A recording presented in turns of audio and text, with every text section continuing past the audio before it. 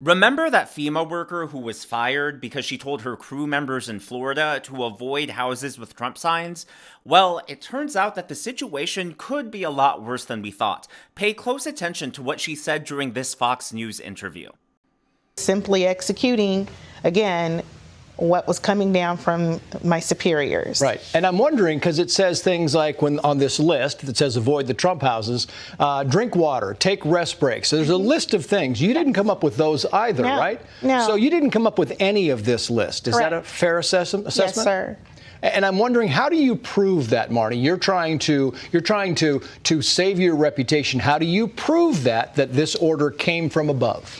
Well, the last time that question was posed, I verbally called on all DSA crew leads and specialists that are still active with FEMA and former to come forward and discuss our avoidance policies, our de-escalation policies.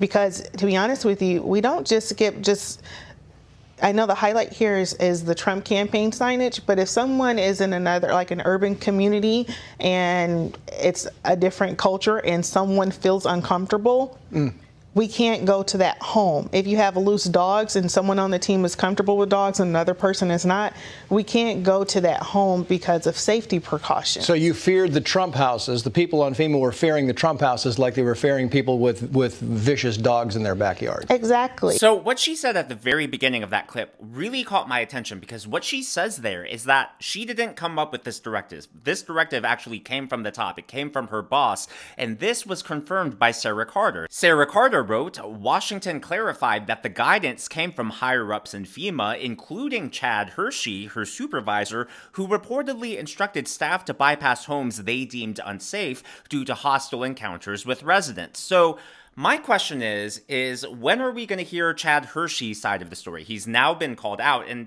here's the thing, it's one thing if you have a rogue agent making their own calls, right? Hold them accountable. She's been fired. Okay. But now she's going out there saying, hey, this wasn't me. This organization, FEMA, they made me the scapegoat because they wanted to cover their own behinds. I mean, if there is any credibility, if it is even possible that what she's saying is true, don't we owe it to the American people to investigate these claims? Because if it is true that this directive came from the top down, from FEMA, to avoid any houses with Trump signs, that needs to be addressed. That needs to be taken care of. Now, this was confirmed, by the way, in writing. This was in Crew 33. This directive right here was actually written by Marnie Washington herself, best practices. You can see all the bullet points there. And then it specifically says, avoid homes advertising Trump. That's not all. We also have an example of what that FEMA form looks like from their own end. So you can see on the left-hand side of the screen, the FEMA worker took a house of the Trump sign. Then on the right-hand side of the screen, this is the actual form that they fill out. And you'll notice in the notes, it said, Trump sign, no contact per leadership. So that leadership, according to Marnie, wasn't just her, but also her superior. But that's not all. So this interview happened on Fox News, but Marnie Washington actually also went and spoke with Roland Martin. And when she was there, she made another allegation. She also said that this didn't just happen in Florida, where she was stationed after Hurricane Helene, but this also happened in North Carolina. Now, we know that Marnie Washington was in Florida when all of this went down. So if this was also happening in North Carolina and Washington was in Florida, then how can she be responsible for both? Doesn't that seem to back up her claim that this is coming from top-down leadership? And if that's the case, again, I think this needs to be investigated.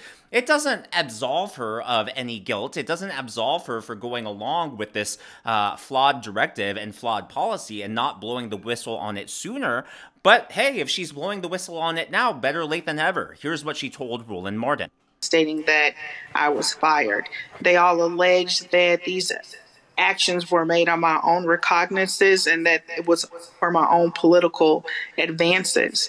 However, if you look at the record, there is what we call a community trend. And unfortunately, it just so happened that the political hostility that was encountered by my team, and I was on 2 different teams during this deployment, they just so happened to have the Trump campaign signage. FEMA always preaches avoidance first and then de-escalation. So this is not isolated. This is a colossal event of avoidance, not just in the state of Florida, but you will find avoidance in the Carolinas. Senior leadership will lie to you and tell you that they do not know. But if you ask the DSA crew leads and specialists what they are experiencing in the field, they will tell you. Demand for FEMA to give you those incident reports. So you actually have two different stories here, and they both can't be true. On the one hand, you have FEMA saying that Marnie Washington is a rogue agent. She did this on her own, and that's why she was fired. But on the other hand, you have Marnie Washington saying that this directive not only came from her supervisor, but that this is from the top down in multiple locations, in multiple states, and she says now she's calling the whistle on them because they tried to use her as a scapegoat. Like I said, I don't think they can both be true. So which side do you believe? Now, obviously, I don't know. I don't think we have enough evidence either way. But I do think that, hey, a credible allegation's been made. And from my point of view, I think we need to investigate it, because if there is any possibility that FEMA is politically discriminating as a policy against Trump supporters, I think we need to know, and we need to fix it as soon as possible, especially since we still have a few weeks until President Trump takes office. Now, just as an update, it turns out that the state of Florida has sued FEMA for discrimination, accusing it of denying aid to Trump supporters. This was made official yesterday afternoon, so that will be very interesting. Now, over on CNN, they were covering Donald Trump going to the White House yesterday and meeting with Joe Biden. And there was this incredible moment where Scott Jennings kind of poked fun at his fellow co-anchors and commentators. And the panel kind of exploded when he called them out for their hyperbolic rhetoric. Take a look at this. Shock. I mean, did you ever think you'd see literal Hitler in the Oval Office? Come on, with the Scott. President of the United States? I mean, you know what I see in all Scott, this? that's not, I mean, Biden didn't say that literally. It was the underpinning of the Democratic campaign that Donald Trump is a fascist. And what I see in this, I'm glad it's happening, but what it tells me and what it ought to tell Democrats is they didn't mean any of it. It was all campaign rhetoric. And I think, to me, if you really meant any of it, this wouldn't be happening. So I'm glad it's happening, but to me, it totally blows up the way they ran this campaign at the end of the campaign. Not only were those insults low blows, but the left has quickly turned into the boy who cried wolf. But that can actually be really dangerous, because one of these days, the US is going to face a legitimate would-be authoritarian, a would-be dictator. And, you know, if the left keeps crying wolf, whenever that threat actually comes, no one's going to believe them. That's why you have to keep your powder dry and only make those kinds of warnings when it's actually warranted, when it's actually real. Because when the threat does come and Americans are desensitized to it, then that's when we're all in real danger. So shame on the Democrat Party, and I hope they do get held accountable for that language. Yes, I get we have free speech, but free speech doesn't mean that you abdicate all responsibility. You are still responsible for your rhetoric. You're still responsible for the narrative that your party puts out there, and it's really corrosive to the public discourse. Now, there is a really alarming situation in the St. Helens School District. Apparently, multiple teachers were credibly accused of sexual assault against their students, minors. But that's not the worst part. The worst part is that those teachers were actually reinstated and let back into the classrooms. This is all over the local news. Parents are outraged. They showed up at a school board meeting earlier tonight, and here's a news report from that. In more than 20 years of reporting, I've never seen a community rise up against a school board with more anger, outrage, and contempt. They're calling for everyone on the St. Helens School Board to resign. One of the teachers in question is accused of sexually abusing students for several years, and they want to know why he was allowed to teach at school for the first 2 months of the school year while he was under investigation. And for this community, it's just the latest case involving teachers or coaches accused of preying on their children.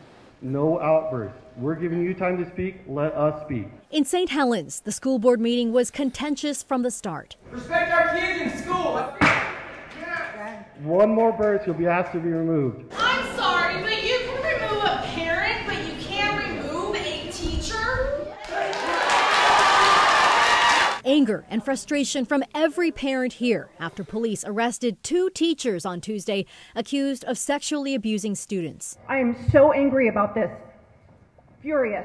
Community members demanded action from the school board after they say they stood by for years as teachers in question abused kids, and accusations were ignored.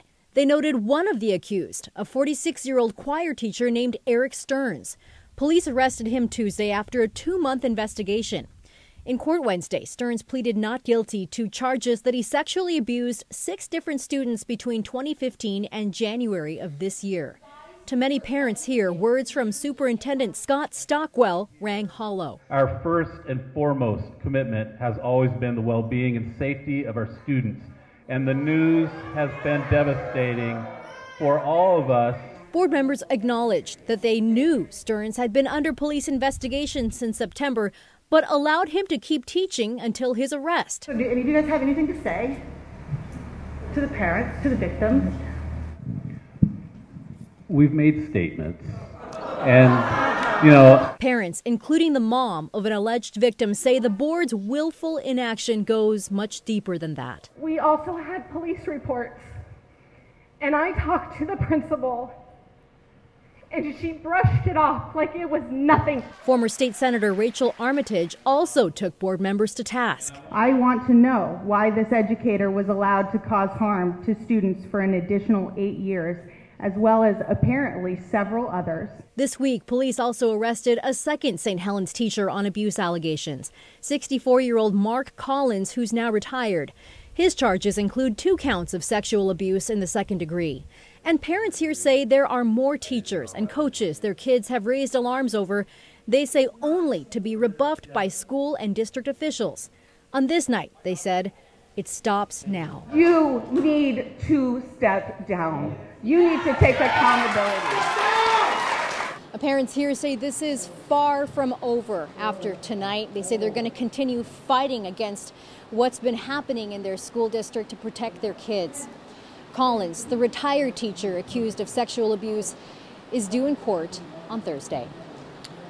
Now, the reason I wanted to share that, obviously, very disturbing and just absolutely wrong.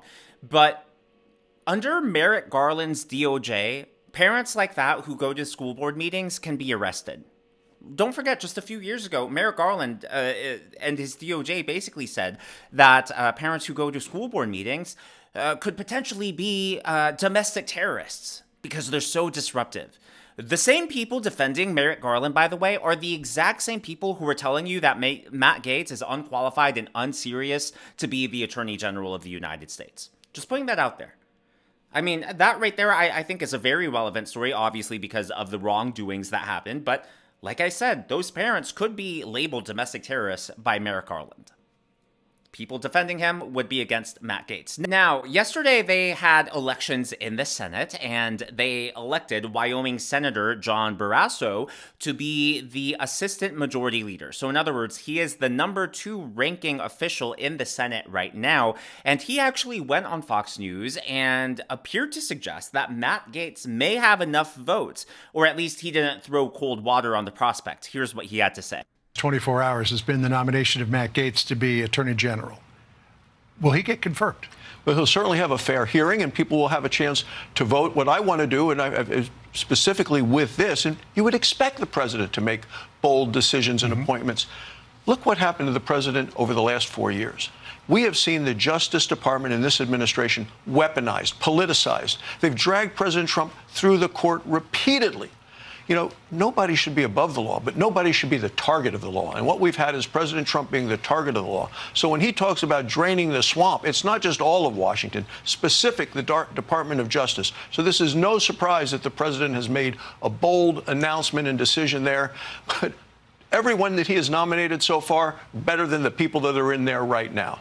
Exactly. And that is a far cry from what Kevin McCarthy said. Kevin McCarthy is on the record saying that there is no chance that Matt Gaetz will get enough votes. But like I said, John Barrasso certainly at least didn't throw cold water on it, so it'll be interesting to see how that plays out. Now, as always, all of this is just my analysis and commentary.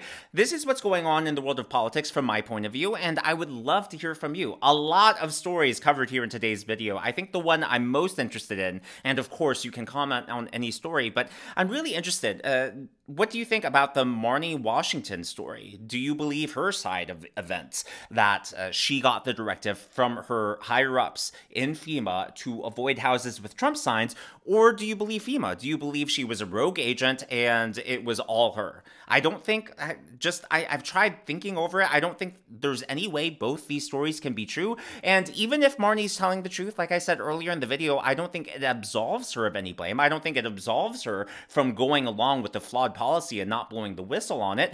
But I do think we need to know if this is a current policy within FEMA and if there are indeed authority figures who could still be pushing that that directive out there. So let me know your thoughts in the comments below on that or any story that's of interest to you. If you haven't already, please be sure to give me a thumbs up. I know it's a simple thing to ask for, but it really does help me in the algorithm to reach more viewers like you. You'll see my cat sprawled out here. He is sometimes very camera shy, so he doesn't usually make camera appearances, but I think he's more active today and the dog is more camera shy today.